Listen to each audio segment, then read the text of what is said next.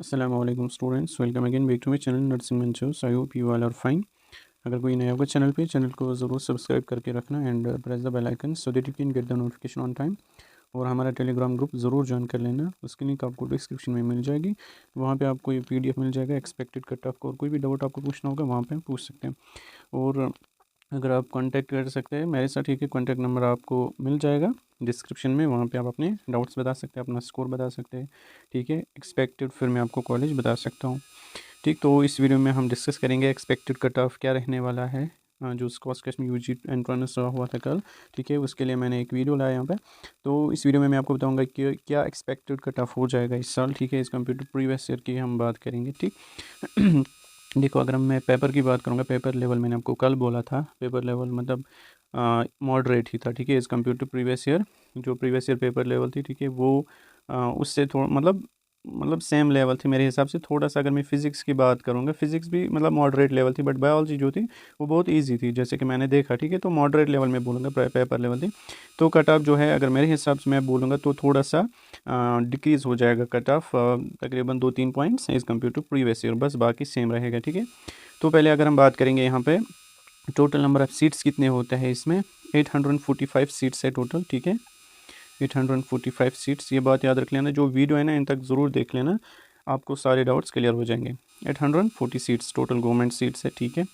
अब अगर मैं अलग अलग बात करूँगा यहाँ पे तो वीडियो ज़्यादा लंबा हो जाएगा, तो मैं थोड़ा सा आपको बताऊँगा, हिंट दूंगा। जो BVSC है, अगर मैं ओपन मेरिट की बात करूँगा, यहाँ पे मैंने लिखा भी है ओपन मेरिट के लिए यहाँ पे 261 सीट्स है, ठीक है। और 261 सीट्स ये खाली BVSC के लिए नहीं है, ये कुल मिला के सारे कोर्सेज़ में है, ठीक है। BVSC के लिए 30 सीट्स है ओपन मेरिट के लिए, ठीक है। और अगर मैं RBI की बात करूँगा, टोटल सीट सारे कोर्सेज़ में कितने हैं, 52, EWS के लिए 52, OBC के लिए 42, और अगर मैं बात करूँगा SC की तो इसके लिए 43, ST के लिए 106, और जो ST है उसके लिए 106, सेल्फ फाइनेंस के लिए यहाँ पे 260 सीट्स होते हैं, ALC के लिए 21 सीट्स है यहाँ पे, ठीक है। तो कुल मिला के अगर मैं बात करूँगा तो कुल मिला के यहाँ पे 845 सीट्स यहाँ पे गवर्नमेंट सीट्स है, ठीक है, टोटल। अब यहाँ पे अगर मैंने बोला आपको कैटेगरी वाइज मैंने आपको बोला। अब अगर मैं कोर्स वाइज बताऊंगा, ठीक है। अगर मैं ओपन मेरिट की बात करूंगा, BVSC के लिए 30 सीट्स है, ये सीट मैट्रिक्स में आपको दिखेगा, मैं वो सेंड करूंगा टेलीग्राम ग्रुप में।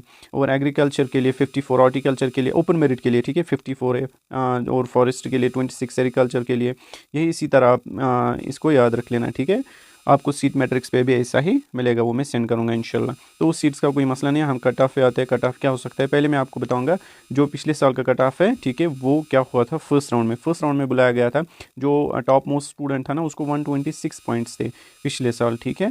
तो जो कट ऑफ ये ना काउंसलिंग हुई थी फर्स्ट राउंड, वो हुआ था फ्रॉम 55 पॉइंट्स टू 126, ठीक है। आई बात समझ, मतलब जिन स्टूडेंट्स को 55 प्लस पॉइंट्स थे उनको फर्स्ट राउंड में बुलाया गया था। और जो लास्ट राउंड हुआ था वो हुआ था 45 प्लस, ठीक है। जिन स्टूडेंट्स को 45 प्लस पॉइंट्स से उनको थर्ड राउंड में बुलाया गया था। स्कॉच कश्मीर 2024 की मैं बात कर रहा हूँ, ठीक है।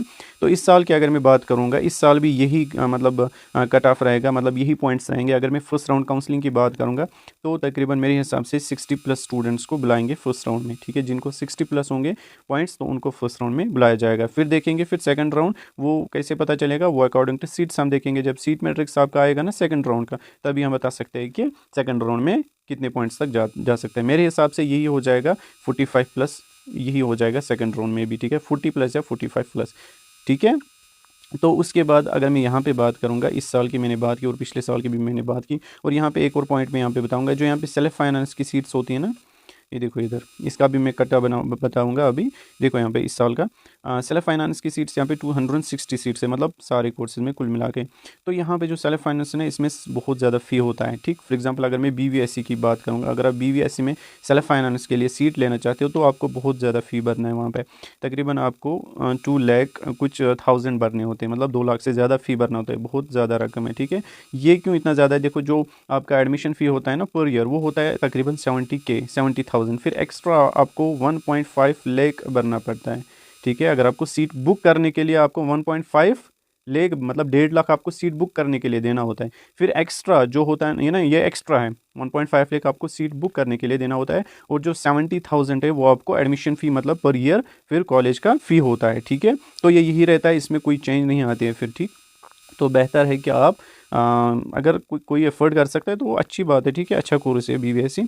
तो चलो हम देखते हैं। पहले हम देखेंगे ओपन मेरिट की। अगर हम बात करेंगे यहाँ पे इस साल का जो कट ऑफ रहेगा ओपन मेरिट के लिए for BBSC course that's 110 to 115, ठीक है। RBA के लिए 100+, OBC की अगर मैं बात करूँगा तो हो जाएगा 97+, SC की 70 to 80+, ST 70+, ALC की अगर मैं बात करूँ 75 to 85+, PWD 65+, SP 70+, और EWS का कम होता है 65+ हो जाएगा इसका, ठीक है। उसके बाद नेक्स्ट अगर मैं एग्रीकल्चर बात करूँगा या नए जो कोर्सेज है, यहाँ पे ध्यान रख लेना, यहाँ पे मैंने लिखे हैं न्यू कोर्सेज जो 24 में ऐड हुए थे, ठीक है। वो बहुत ही अच्छे कोर्सेज है as compare to forestry, is computer sericulture, is computer horticulture या अदर कोर्सेज जो आते हैं, ठीक है, उनसे बहुत अच्छे कोर्सेज है वो 3 कोर्सेज। क्या क्या है? BSc अगर मैं बायोटेक्नोलॉजी, BSc माइक्रोबायोलॉजी और बायोकेमिस्ट्री जो है वो 3 कोर्सेज बेस्ट है। अगर कोई करना चाहते हैं अच्छे हैं, ठीक है, मेरे हिसाब से ऑनर्स होता है उसमें, तो उनका और एग्रीकल्चर का कट ऑफ मतलब लगभग सेम हो जाएगा, ठीक है। BSc एग्रीकल्चर का 90 to 95, 85+, RBA के लिए 80+, इसके लिए तो ये आप खुद देख सकते हैं। 70+ किसके लिए मैं ये सेंड करूँगा, ST के लिए 60 to 65, ALC 60+, PWD 50+, SP 60+, और EWS की अगर मैं बात करूँ 55+ हो जाएगा इन कोर्सेज में। उसके बाद फॉरेस्ट्री का थोड़ा सा ज़्यादा होता है ना, हॉर्टिकल्चर का थोड़ा सा 2-3 पॉइंट्स ज़्यादा होता है एज़ कम्पेयर टू फॉरेस्ट्री से, मतलब हॉर्टिकल्चर का थोड़ा सा ज़्यादा होता है as compare to forestry, but मैंने यहाँ पे सेम एक ही में रखा है तो कोई मसला नहीं है, 1-2-3 पॉइंट्स उधर इधर हो जाएगा, ठीक है। 70 to 80+ हो जाएगा ओपन मेरिट के लिए, 65 RBA के लिए, तो बाकी आप ये खुद देख सकते हैं, यहाँ पे मैंने दिया है, ठीक है। मैं उसके बाद यहाँ पे सेरिकल्चर की अगर मैं बात करूँ, इसमें मतलब 50+ हो जाएगा, 40+ अगर इस साल हो गया ना लास्ट राउंड 40+, तो आपको सेरिकल्चर मिल जाएगा, ठीक है। अदर कोर्सेज जो बाकी कोर्सेज है, ठीक है, इसमें आता है वो इंजीनियरिंग, ठीक है, और फूड टेक्नोलॉजी आता है इसमें, उनमें हो जाएगा यही हो जाएगा उनमें 50+ या 55+, ठीक है।